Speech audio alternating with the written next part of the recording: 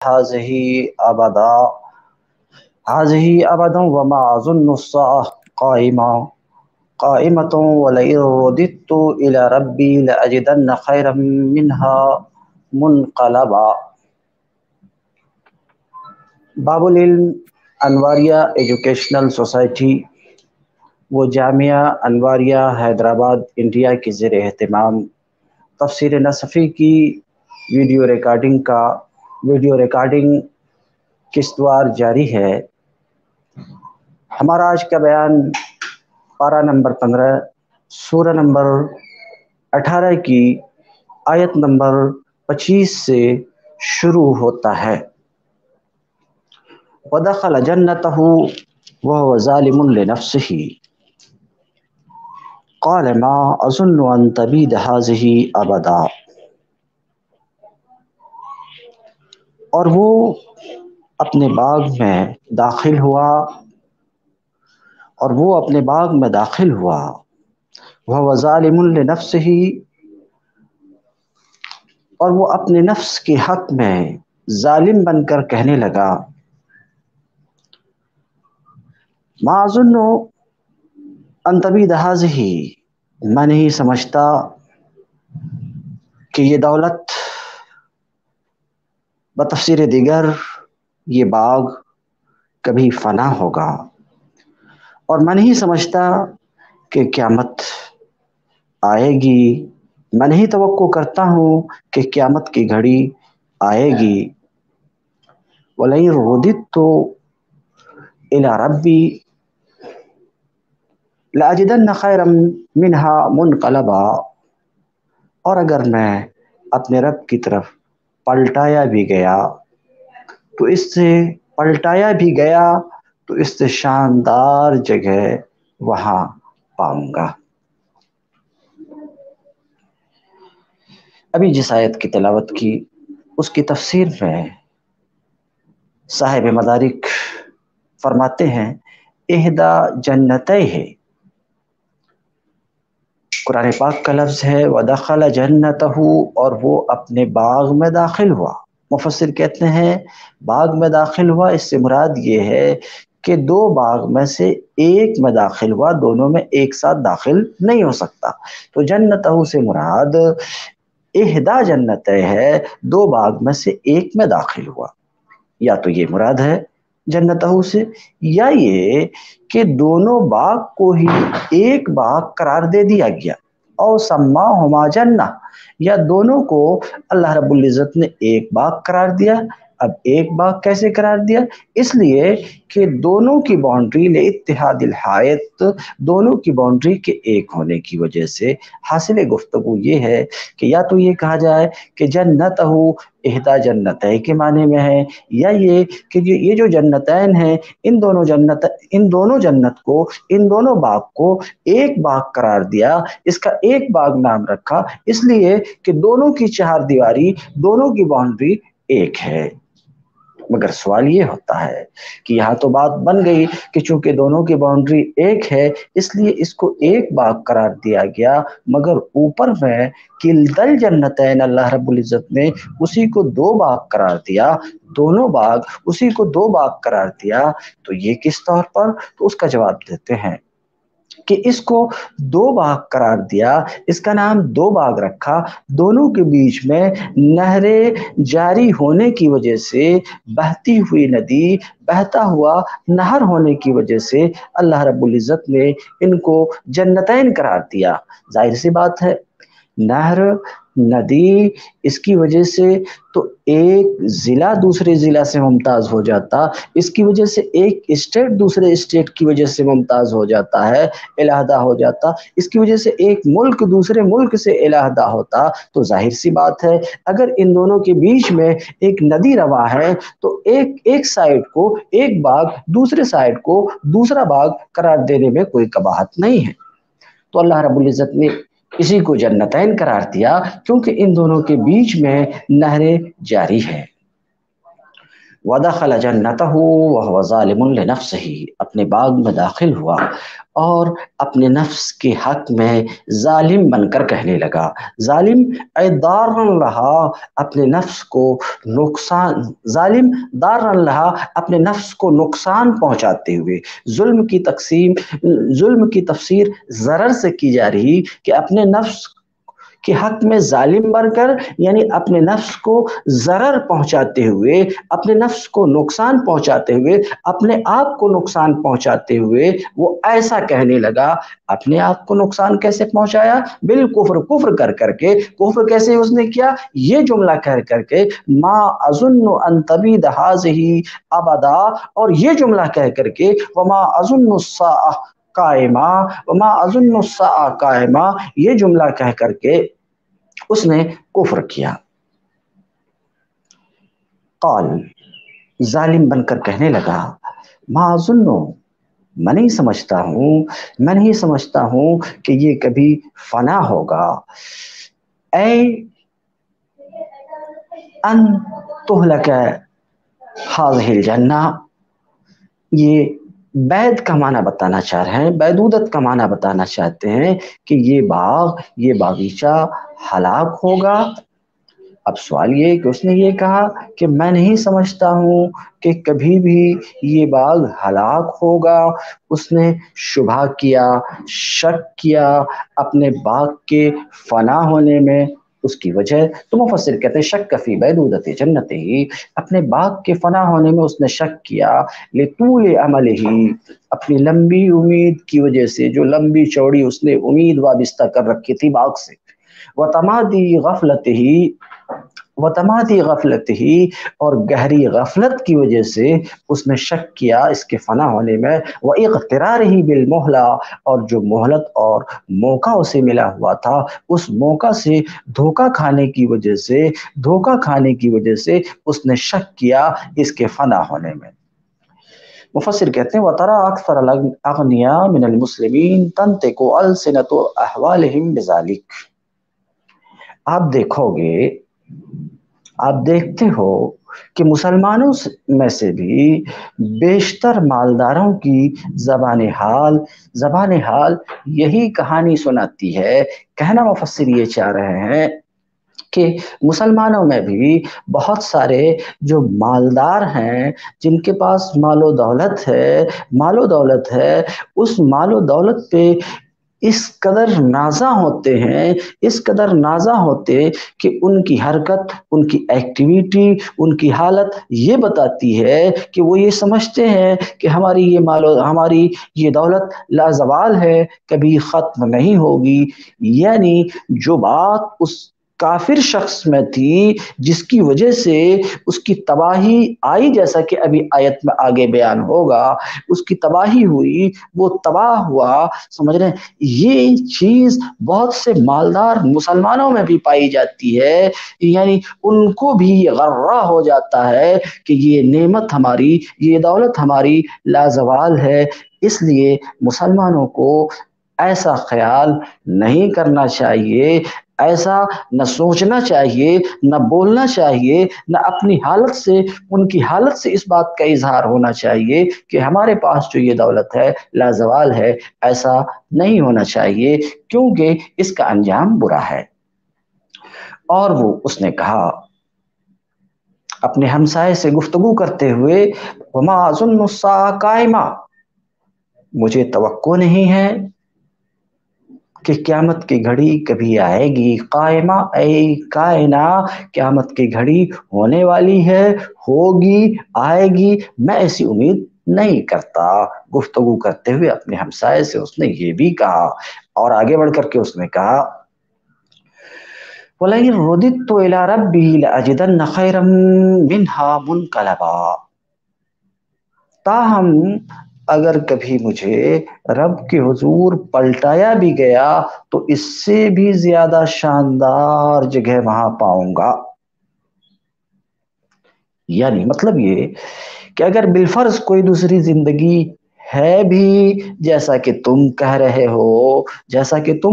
ہو تو وہاں اس سے زیادہ خوشحال رہوں گا، کیونکہ یہاں میرا خوشحال ہونا اس بات کی دلیل ہے کہ میں خدا کا محبوب اور چہیتا ہوں، ایسا وہ کہہ رہا ہے اپنے بھائی سے۔ اور ہم اپنے سماج میں بھی ایسا محسوس کرتے ہیں کہ مالدار مسلمان، دولت مند مسلمان، غریب مسلمانوں کے سامنے کچھ اسی نظریے کے ساتھ ہوتے اور اسے ذہن دینا چاہتے ہیں کہ میں اللہ کا تم سے زیادہ چہیتا ہوں، اس لیے کہ اللہ نے مجھے تم سے زیادہ مال دیا، مگر یہ خیال غلط ہے۔ مال کی زیادتی سے، مال کی فراوانی سے کوئی بندہ اللہ کا محبوب نہیں ہوتا، ورنہ فرعون اور نمرود کو بھی محبوب ہونا چاہیے تھا۔ تو مال کی فراوانی اللہ کی محبوبیت کی دلیل نہیں ہے، بلکہ دقت نظر سے اگر ہم دیکھتے ہیں تو ہم یہ پاتے ہیں کہ اللہ کے محبوب عام طور سے مال سے خالی رہے ہیں۔ اللہ کے محبوبوں میں سید المحبوبین کا حال ہمارے سامنے ہے، جو اللہ کے سب سے پسندیدہ ہیں، مگر مال کا معاملہ ایسا ہے کہ کئی دن گزر جاتے تھے، کئی دن فاقے کے ساتھ گزر جاتے تھے۔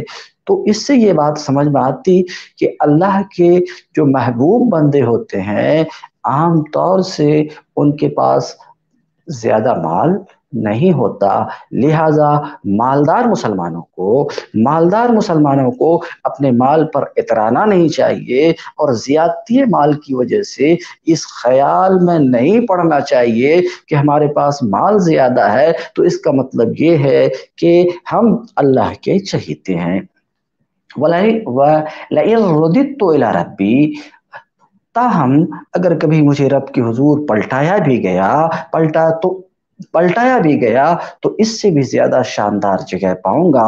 اقسام منہ علی انہ، مفسر کہتے ہیں بطور تاکید وہ کہہ رہا ہے، کیا کہہ رہا ہے کہ اگر رب کے حضور پلٹایا بھی گیا علی سبیل الفرض، جیسا کہ آپ خیال کرتے ہوئے میرے بھائی، کافر کہہ رہا ہے، کہتے ہیں اگر رب کے حضور پلٹایا بھی گیا علی سبیل الفرض، جیسا کہ اس کے ہمسایہ گمان کرتے ہیں، کہتے ہیں، تو وہ کہہ رہا ہے لَيَجِدَنَّ فِي الْآخِرَةِ، تو وہ آخرت میں اپنے اس باغ سے بھی بہتر باغ پائے گا، اپنے اس باغ سے بھی بہتر باغ پائے گا جو اس دنیا میں ہے۔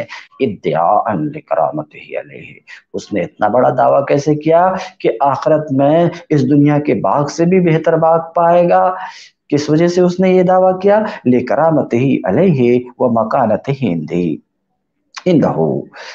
اتنا بڑا دعویٰ کس طریقے سے کیا؟ لکرامتہ،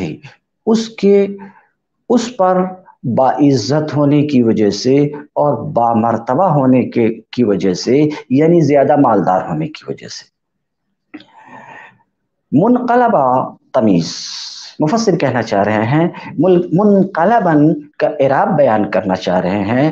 اعراب بیان کرتے ہوئے کہتے ہیں کہ اس کو نسب اس لیے ہے کہ یہ تمیز ہے خیر سے، یعنی مرجع اور انجام کے اعتبار سے۔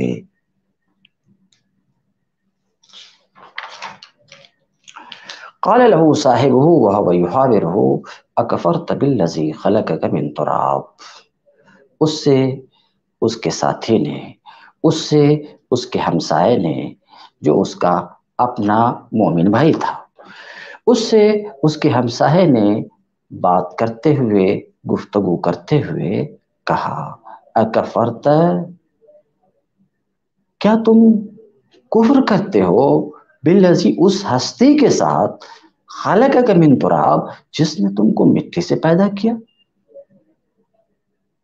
اس کے صاحب نے، ہمسائے نے اس سے کہا گفتگو کے دوران، گفتگو کرتے ہوئے، کہ کیا تم کفر کرتے ہو، کیا تم نے کفر کیا بالذی، اس ہستی کے ساتھ جس نے خلقک، تم کو پیدا کیا، من تراب، مٹی سے، اے خلق اصلک، यहाँ एक सवाल का जवाब देना चाह रहे हैं कि उस शख्स को अल्लाह ताला ने मिट्टी से तो नहीं बनाया, बल्कि उस शख्स को नुत्फा से बनाया। तो उसके भाई ने कैसे कहा कि अल्लाह ने तुमको मिट्टी से बनाया? तो उसका जवाब मुफस्सिर दे रहे हैं कि या तो यहाँ पर मुजाफ मुकद्दर खलक है, ऐ खलक असल है, तुम्हारी असल को मिट्टी से बनाया। तुम्हारी असल को, तुमको यहाँ पर मुजाफ मुकद्दर है, तुम्हारी असल को, और तुम्हारी असल कौन है? आदम। तो मुराद ये है कि तुम्हारी असल तुम्हारे बाप को मिट्टी से पैदा किया। तो या तो ये कहा जाए कि मुजाफ मुकद्दर है। अब सवाल ये होता है, असल के खल को इस शख्स की खल के क्यों कहा गया? तो उसका जवाब देते हैं लिअन्न खल का असल ही, इसलिए कि उसकी असल का पैदा किया जाना इसके पैदा किए जाने का सबब है। और ये बात बिल्कुल वाज़ेह है कि अल्लाह रब्बुल इज़्ज़त ने आदम को मिट्टी से पैदा किया। जाहिर सी बात है, आदम से ही इस शख्स का वजूद है, तो आदम का वजूद इसके वजूद के लिए सबब है। तो कहते हैं इसलिए कि उसकी असल का पैदा किया जाना इसके पैदा किए जाने का सबब है। वकान खल्क़ुहु खल्क़न लहू, लिहाजा उसका खल्क इसका खल्क है। इस एतबार से रब्बुल इज़्ज़त ने अल्लाह रब्बुल इज़्ज़त ने ये फरमाया कि उसने तुमको मिट्टी से पैदा किया। एक सवाल कि एक बार आपने कहा कि उसके भाई ने ऐसा कहा, एक बार आपने कहा अल्लाह रब्बुल इज़्ज़त ने ये फरमाया। दोनों जुमले, दोनों बात में कोई कबाहत नहीं है। ये कौल, ये कलाम उसके भाई का है, मोमिन भाई का है, जो उसने काफिर से कहा। इस एतबार से उसके भाई का कौल है, मगर अल्लाह रब्बुल इज़्ज़त ने इस कौल को बरकरार रखते हुए इस कौल की हिकायत की, तो बई माना इसे अल्लाह का कलाम, अल्लाह का कौल कहे जाने में कोई कबाहत नहीं है। इसलिए अल्फाज की तब्दीली से शुबा नहीं होना चाहिए। क़ाल लहू साहिबुहु वहुव युहाविरुहु, उससे उसके साहिब ने गुफ्तगू करते हुए, हमसाये ने गुफ्तगू करते हुए कहा, क्या तुमने कुफ्र किया उस हस्ती के साथ जिसने तुमको मिट्टी से पैदा किया? सुम्मा मिन नुत्फा, फिर नुत्फा से, यानी खलक़का मिन नुत्फा, तुमको नुत्फा से पैदा किया। दोनों बात मिला करके ये हुई कि तुम्हारे असल को मिट्टी से पैदा किया और तुमको नुत्फा से पैदा किया। सुम्मा सव्वाका रजुला, फिर तुमको पूरा एक इंसान बनाकर खड़ा किया। उसने तुझको पूरा एक आदमी बनाकर खड़ा किया। जालहू काफिरा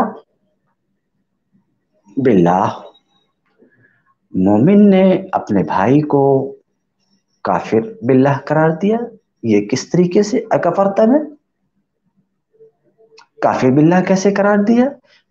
तो उसका जवाब दे रहे हैं, लिशक ही फिल बास, मोमिन ने अपने भाई को काफिर कहा किस वजह से? इसलिए कि बास में उसने शक किया। क्यों? क्योंकि उसने यूं कहा, मां अजुन्नु अस्साअ काइमा, मैं नहीं समझता, नहीं तवक्को करता कि क़यामत की घड़ी आएगी। तो बास और क़यामत की घड़ी में उसने शक किया।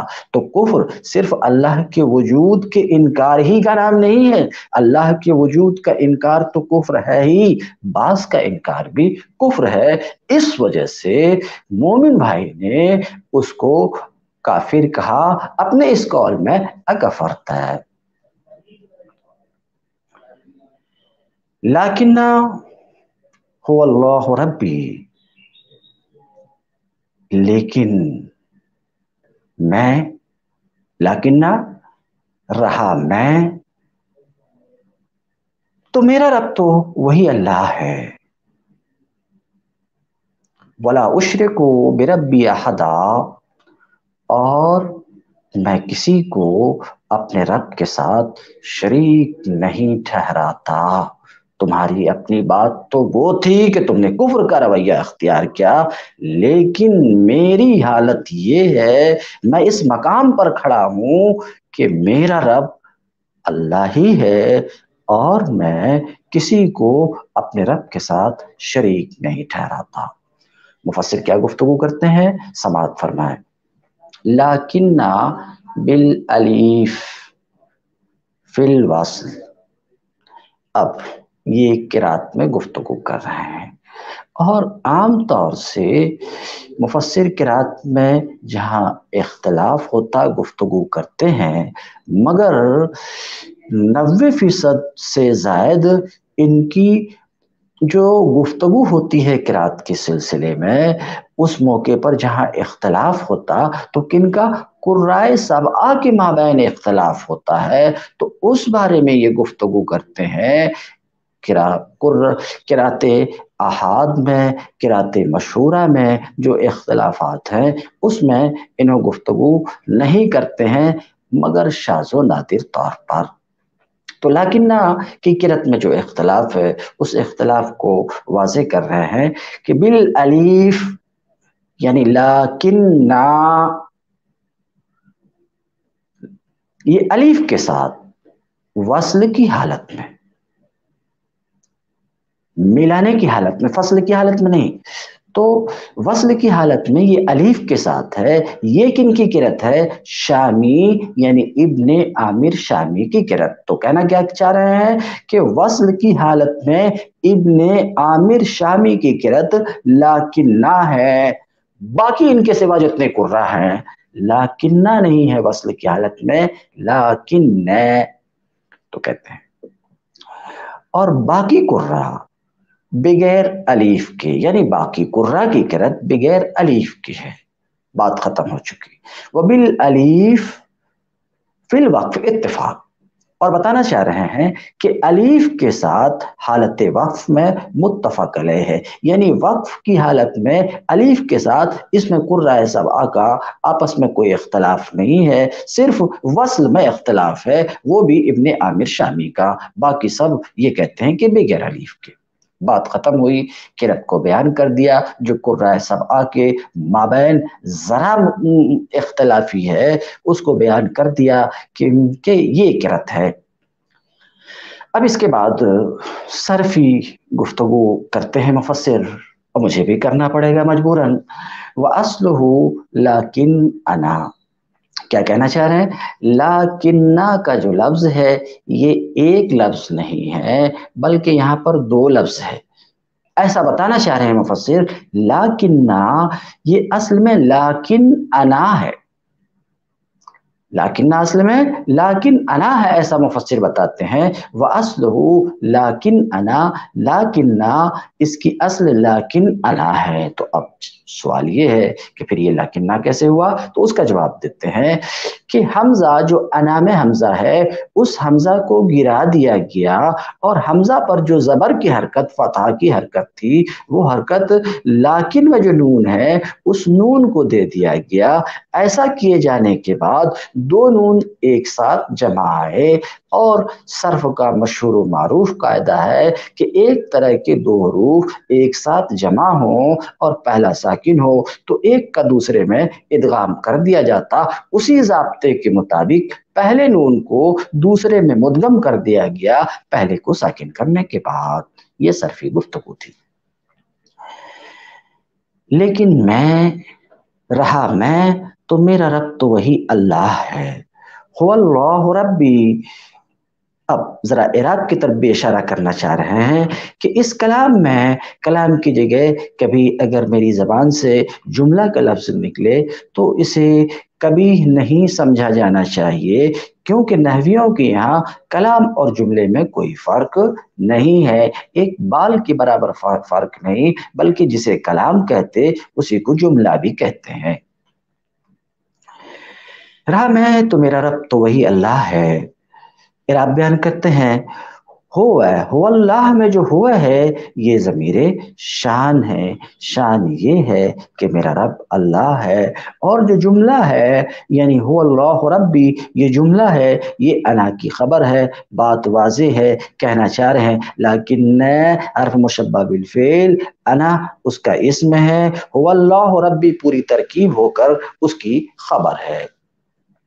پھر ایک سوال پیدا ہوتا کہ هو اللہ ربی جملہ ہے اور یہ اس جملے کو خبر قرار دے رہے ہیں، تو جملے کو کسی مفرد، جملہ تو مستقل ہوتا ہے، اس کو کسی مفرد سے جوڑنے کے لیے کوئی جوڑنے والی چیز ہونی چاہیے، کوئی جوڑنے والی چیز ہونی چاہیے، تو اس کی طرف اشارہ کر رہے ہیں کہ ہاں یہاں پر جوڑنے والی چیز ہے۔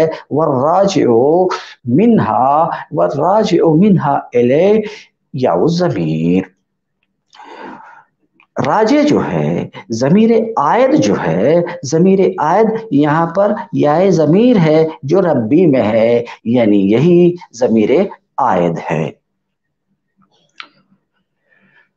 وہ استدراک، پھر ایک نحوی گفتگو، وہ استدراک لقولہ، کہنا چاہ رہے ہیں لیکن کا جو لفظ آیا ہے، لیکن حرف استدراک ہے۔ استدراک کسے کہتے ہیں؟ یہ ایک نحوی لفظ ہے، ما سبق کے کلام سے پیدا ہونے والے وہم کے ازالے اور دور کرنے کو استدراک کرتے ہیں۔ جیسے کہ زید بکر دونوں دوست ہیں، ایک ساتھ ہمیشہ رہتے ہیں، اور کسی نے یہ کہا کہ زید حاضر،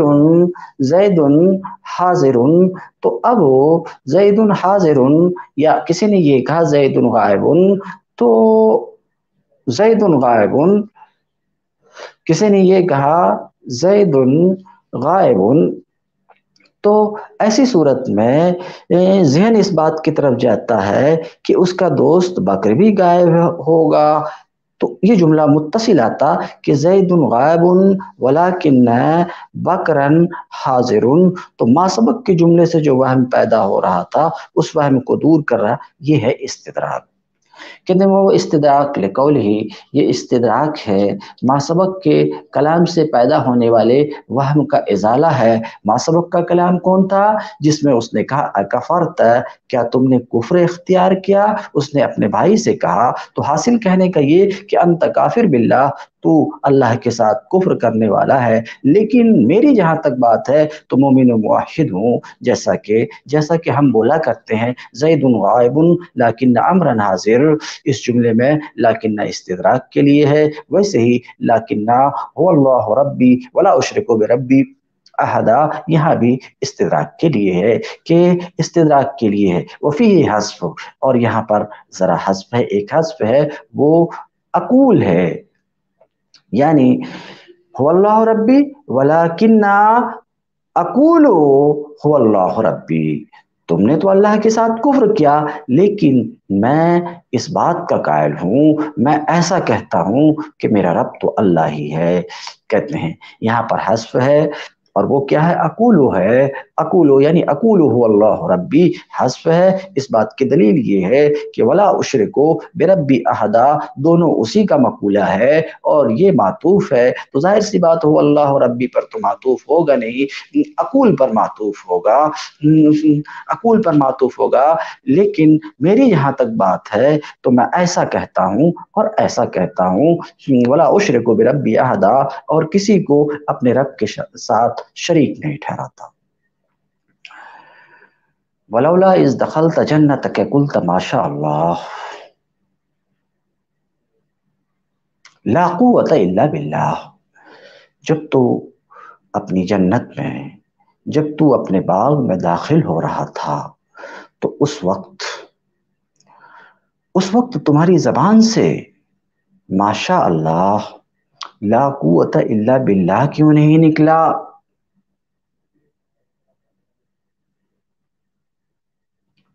ولولا وحلا، اشارہ کرنا چاہ رہے ہیں کہ حلا کے معنی میں کیوں نہیں کے معنی میں ہے۔ اذا دخلت جنتک، جب تو اپنی جنت میں داخل ہوا،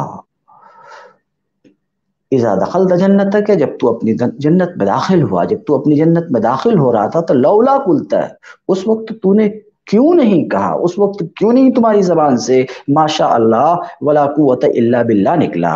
اب ماشاء اللہ پہ نحوی گفتگو، مفسر کہہ رہے ہیں ماشاء اللہ میں جو ماں ہے یہ موصولہ ہے، سمجھ رہے ہیں، موصولہ ہے اور محلن مرفوع ہے، اس لیے محلن مرفوع ہے اس لیے کہ مبتدا محذوف کی خبر ہے جس کی تقدیر اس طریقے سے ہے الامر ما، تو الامر مبتدا ہے اور ماشاء اللہ میں جو ماں ہے یہ خبر، یہ ماشاء اللہ موصولہ، ما اس موصول، شاہ فعل، اللہ اس کا فاعل، فعل اپنے فاعل سے مل کر جملے فعلیہ خبریہ ہو کر صلہ ہوا ما اس موصولہ کا، موصول اپنے صلہ سے مل کے خبر ہوئی مبتدا کی اور مبتدا کی خبر مرفوع ہوتی ہے، مگر ظاہر ہے کہ ما یہ مبنی ہے، اس کے اوپر لفظی اعراب تو ہو نہیں سکتا، تو اس کو انہوں نے کہا مرفوعۃ المحل، محلن مرفوع ہے۔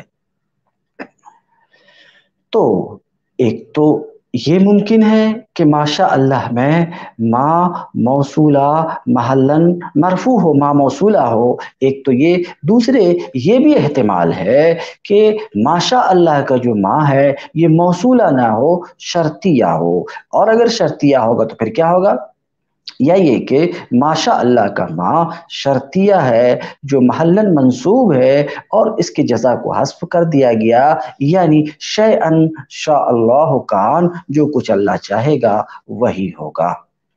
تو معنی یہ ہوا حل قلت عند دخولها والنظر الى ما رزقك الله منها الامر ما شاء اللہ،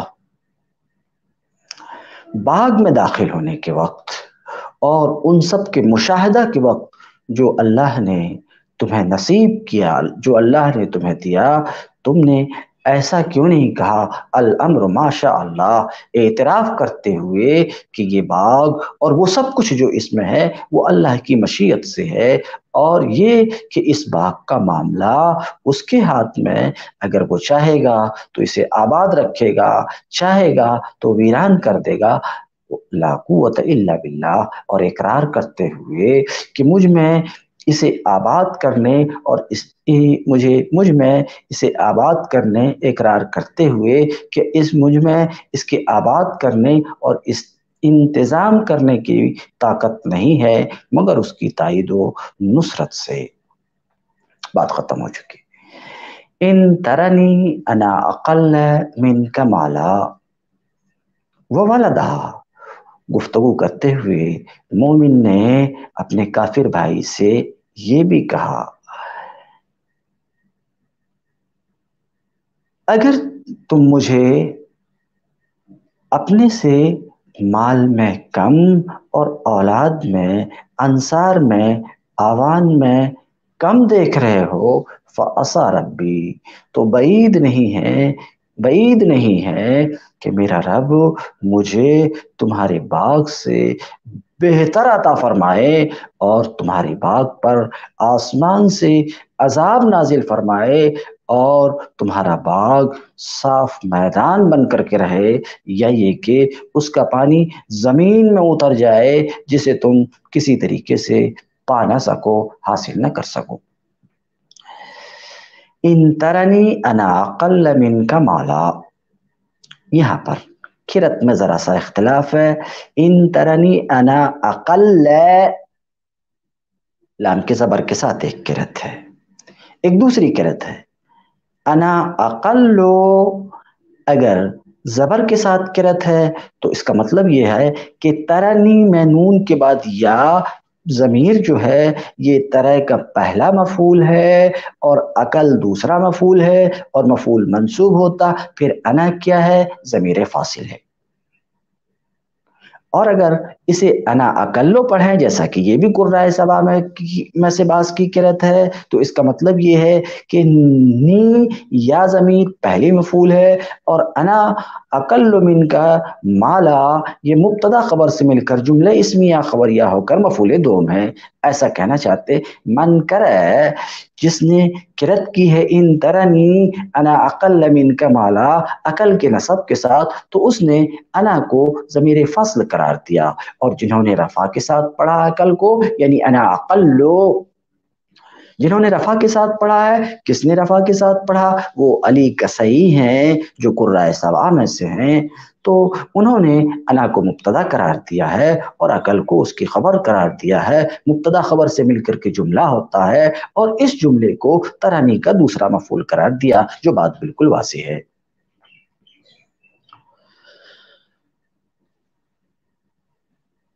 इन तरनी अना अक़ल मिन कमाल वलदा, अगर तुम देख रहे हो मुझको कि मैं तुमसे कम हूँ माल के एतबार से और औलाद के एतबार से, यानी मददगार के एतबार से, मददगार के एतबार से, फासा रब्बी अन यूतियनी, तो बईद नहीं कि मेरा रब मुझे तुम्हारे बाग से बेहतर अता फरमाए।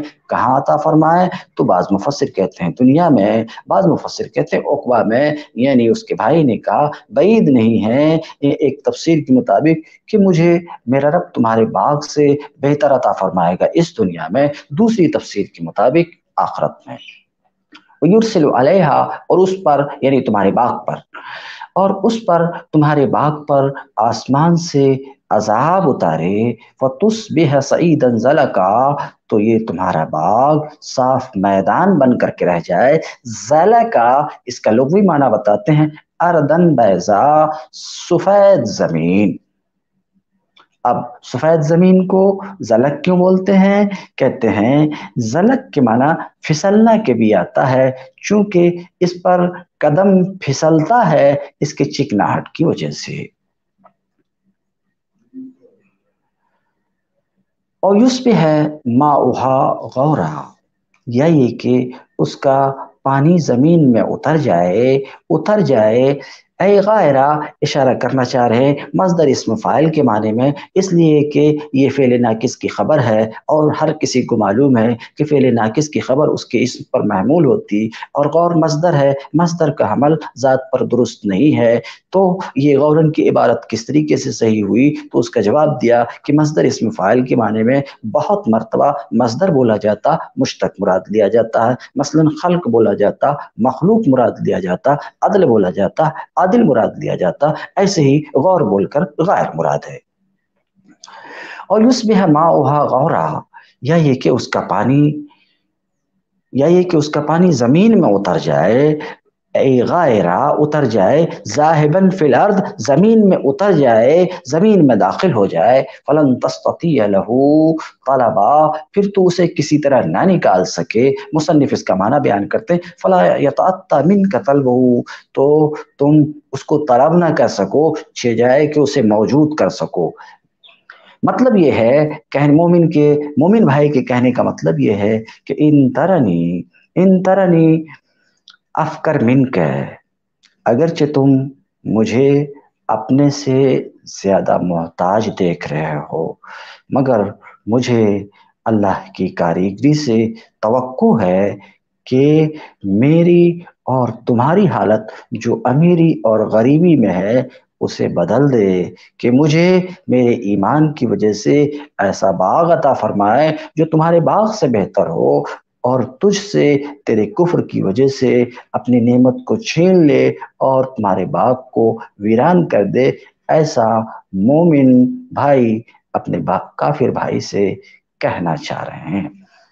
वो उहीत बिसमरिही फअस्बह युकल्लिबु कफ़ैहि, आखिरकार हुआ ये कि उसका सारा समरा, आखिरकार हुआ ये कि उसका सारा समरा मारा गया। वहीत बिसमरिही हुआ इबारतुन अन इहलाकिही, वहीत बिसमरिही, बेसमरही का मतलब ये है कि उसका सारा समरा हलाक कर दिया गया। ये मतलब बताने की इन्हें ज़रूरत इसलिए आई कि अगर लफ्ज़ी तर्जुमा किया जाए तो लफ्ज़ी तर्जुमा ये है कि उसका सारा समरा, उसका पूरा माल घिर गया, और तर्जमे में हमने किया कि सारा समरा मारा गया, हलाक किया गया। तो ये माना कैसा हुआ? तो बताते हैं कि असल इसकी असल ये है कि ये माखूज है अहाता बिहिल अदू से, यानी दुश्मन ने उसे हलाक किया, یہ کب بولا جاتا ہے؟ یہ اس سے ماخوذ ہے، اس لیے لِأَنَّهُ إِذَا أَحَاطَ بِهِ فَقَدْ مَلَكَهُ، اس لیے کہ جب دشمن گھیر لیتا ہے تو اس کے اوپر مالک ہوتا اور اس کے مال کو قبضہ کر لیتا ہے۔ پھر کلام عرب میں ہر ایک اہلاک میں اس کا استعمال ہونے لگا، اس لیے وَأُحِيطَ بِثَمَرِهِ کا معنی یہ ہے کہ اس کا سارا ثمرہ ہلاک کر دیا گیا۔ فَأَصْبَحَ يُقَلِّبُ كَفَّيْهِ عَلَى مَا أَنْفَقَ فِيهَا وَهِيَ خَاوِيَةٌ عَلَى عُرُوشِهَا۔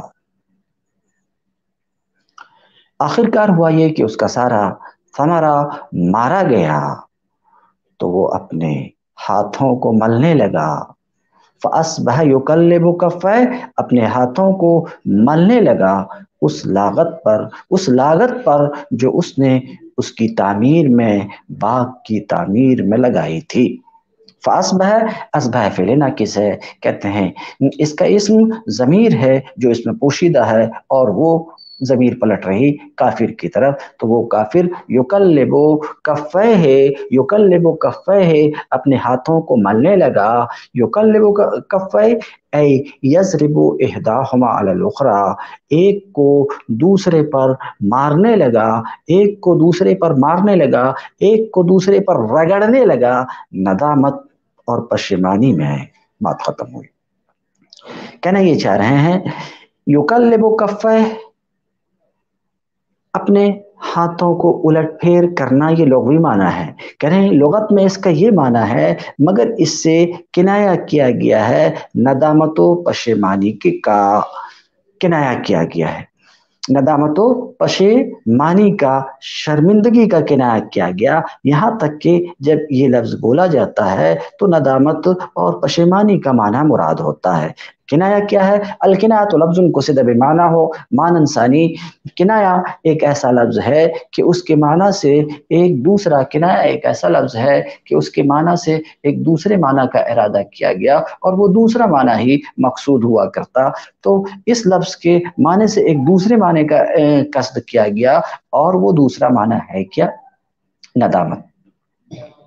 کہتے ہیں انما صار تقلیب الکفین، تقلیب الکفین سے ندامت اور حسرت کا کنایہ ہے، اس لیے اب یہ کنایہ کے لیے علاقہ ہونا چاہیے، اس لیے نادم، اس لیے کہ وہ شخص جو نادم ہوتا ہے وہ اپنے ہتھیلیوں کو الٹ پھیر کرتا ہے، یعنی ظاہری ہتھیلی کو باطن میں الٹ پھیر کرتا ہے، تو بہرحال کہنا یہ چاہ رہے ہیں کہ تقلیب کفین سے کنایہ ہے ندامت کی طرف، حسرت کی طرف کنایہ ہے۔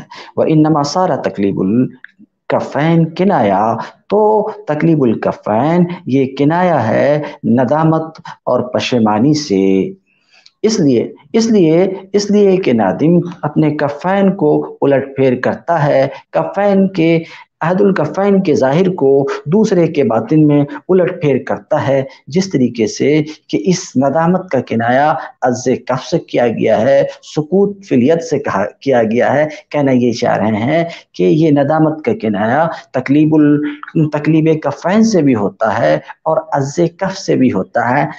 عز کف یعنی عز کف اس نے اپنی ہتھیلی کو کاٹا، یہ لفظی ترجمہ، لیکن یہ مراد نہیں ہوتا بولنے والا جب بولتا ہے، بلکہ پشیماں ہوا، پچھتایا، تو عز کف سے بھی ندامت کا کنایہ ہوتا ہے۔ اسی طریقے سے بولا جاتا سکت فی یدہ، تو معنی یہ کہ اپنے ہاتھ میں گرا، یہ مراد نہیں ہے، بلکہ کنایہ کے طور پہ اس سے مراد ندامت ہے، نادم ہوا، اس لیے کہ ندامت کے معنی میں ہے۔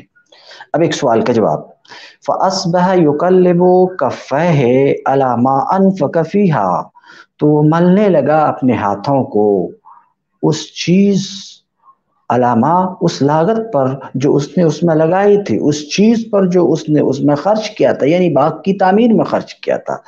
تو یقلبو کا صلہ الا آ رہا ہے، یقلبو کا صلہ الا تو نہیں آتا، تو یہاں پر الا کیسے لایا گیا؟ تو کہنا چاہ رہے ہیں کہ تقلیب کفین سے ندامت کا کنایہ ہے اور اس کا صلہ الا آیا کرتا ہے، اسی وجہ سے چونکہ یہ ندم کے معنی میں ہے، شرمندگی کے معنی میں ہے، اور اس کا صلہ الا آتا ہے تو اس معنی کا لحاظ کرتے ہوئے اس کے صلہ کو یہاں پر ذکر کیا گیا ہے۔